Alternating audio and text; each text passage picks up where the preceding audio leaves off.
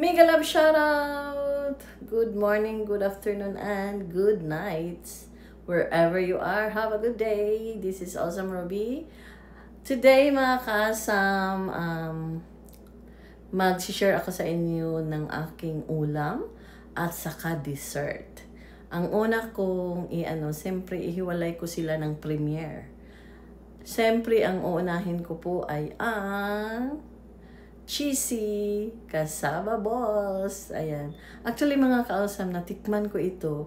Yung pumunta ako kay Kappa Channel at saka Lag TV na bahay. Nag-order sila ng ganon. Ang sarap talaga. Binalik-balikan ko talaga yun. Kaya nung pangalawa kong balik, nag-ano ako sa kanya, nag-request.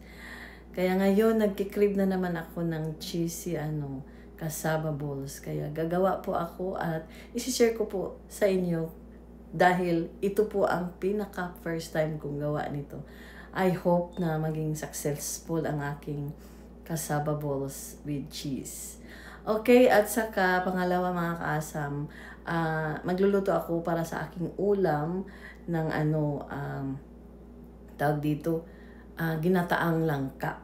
Ayan. Pakita ko sa inyo kung paano ko ginawa ang aking ginataang langka. Okay mga kasam, let's go! Ito po ang ingredients ng aking cassava balls with cheese. Let's go! Ayan ang mga kasam, ang aking ingredients ng aking cassava balls with cheese.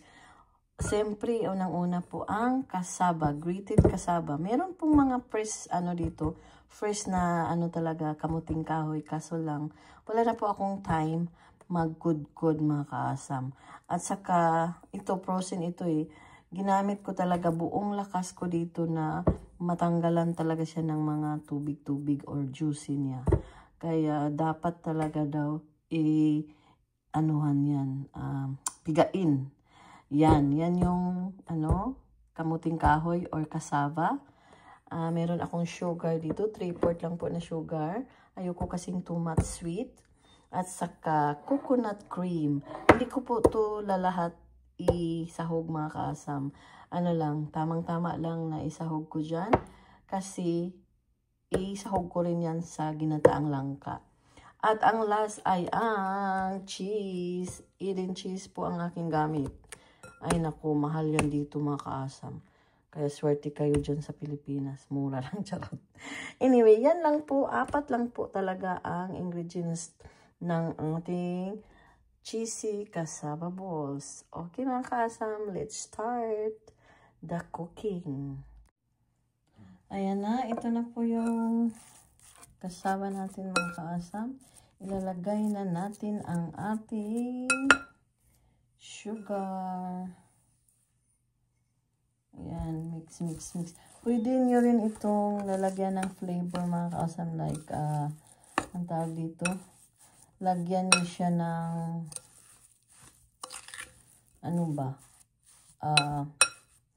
ubi flavor, mga pandan flavor, para colorful. Pero ang sa akin, gusto ko yung ganyan lang na kulay. Para kitang-kita ang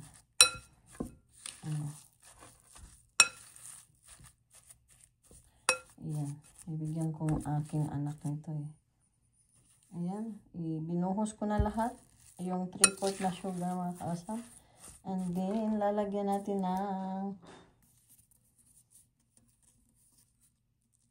yung coconut cream.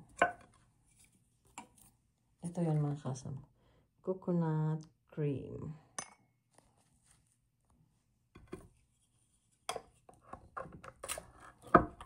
Tama lang din ang ilagay mga kaasam. Ayan. Yan lang. Para hindi masyadong luod ba. Luuran mo tayo ko basta That's it mga kaasam. And then now we're gonna start for the imo-mold natin siya mga kaasam. Para ready to cook. Yun lang. I-steam natin siya. No baking. Just steam. Okay mga kasam, let's go. We're gonna mold it. Ayan mga kasam, ito na po yung kasaba. Ididiretso ko siya sa steamer. Ito yung steamer mga kasam. Para pag ano, dire-diretso na. Magmumold tayo mga kasam. Para pareho ang size, kukuha ako ng hulmahan. Diyan lang kayo. Ito yung hulmahan natin mga kasam. Ang liit, diba? Pero okay to. Unang-unang mga kasam, naghugas ako ng kamay, malinis. Ayoko kasing mag-gloves. Kaya mas maganda yung kamay ko talaga. Naghuhugas na ako. Okay mga kasam, so masyadong na ano na to na mix. So gagawa na tayo ng bola-bola. Ayan. Masyadong basa.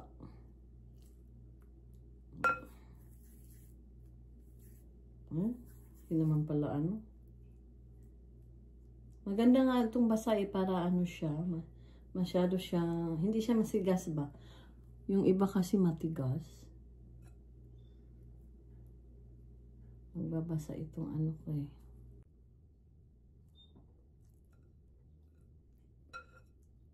Laki pala no? Dalawahin. Dalawang ganito.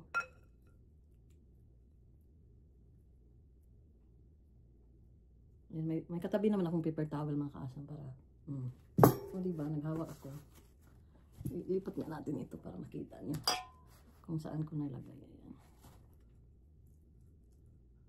Kami lang din naman kakain ito. Bibigyan ko yung anak ko nito para naman ano, makatikim naman siya. First time ko itong ginawa mga kaasam.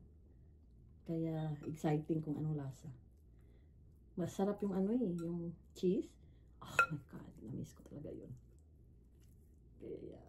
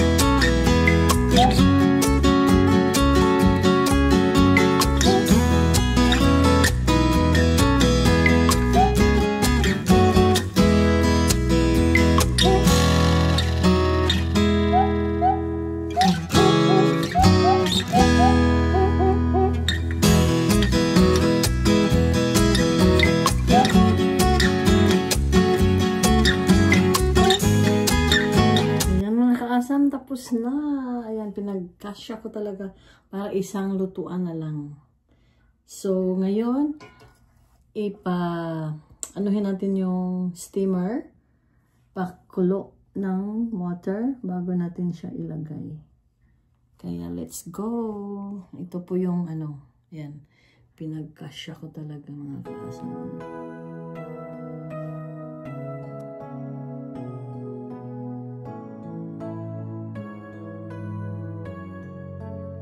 Ayan po ang natin, pakukuloy natin yan until it is very kulo-kulo.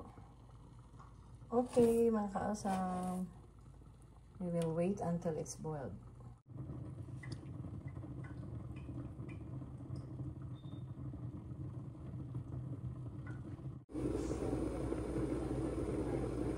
Ayan na, kumukulo na. Malapit na. Gusto ko yung kulong-kulo talaga. Ayan, kulong-kulo na mga kaasam. Kumukulo na talaga. So, ilalagay na natin ang ating cassava balls. Lulutuin natin siya ng 10 to 15 minutes. Pero, bibigyan natin siya ng mga 20 minutes para lutong-luto ba. Ayoko kasi yung baka mahilaw. Alam nyo na, yung mga tiyan natin, ingatan. Kaya, ayan, ilalagay na natin mga kaasam.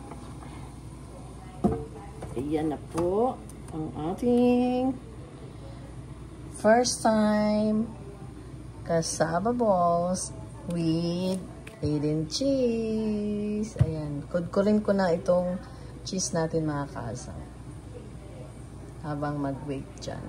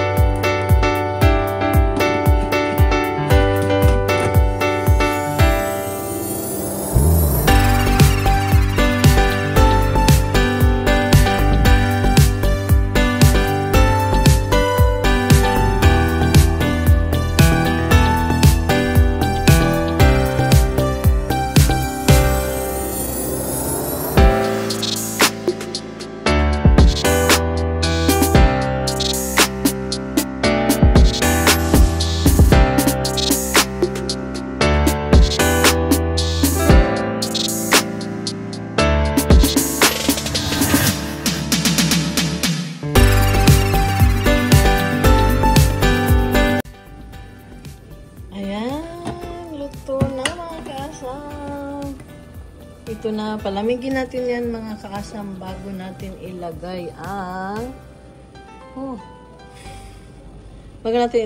cheese. Tikmin natin. Let's go mga kaasam. Luto na yan. Patayin na natin. Palamigin bago.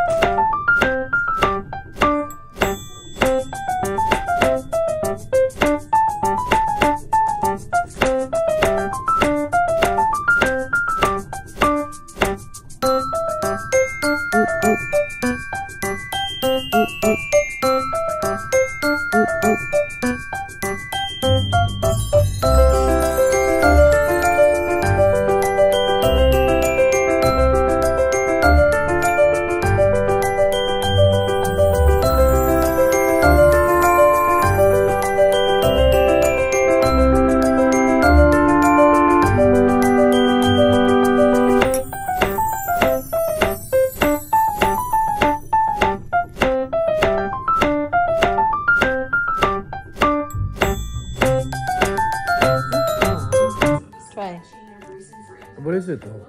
It's a cassava and try. It's like cassava cake. How is it? Okay. It's not good?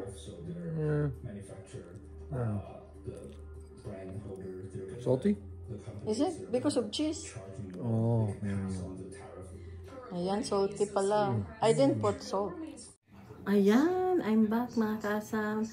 This time ako ang mag-try ng aking cheesy cassava roll or cassava balls.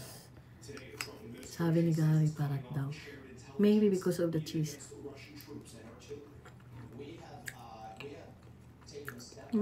Masarap na. Pero hindi talaga ganun kasarap sa yung natikman namin sa Philippines.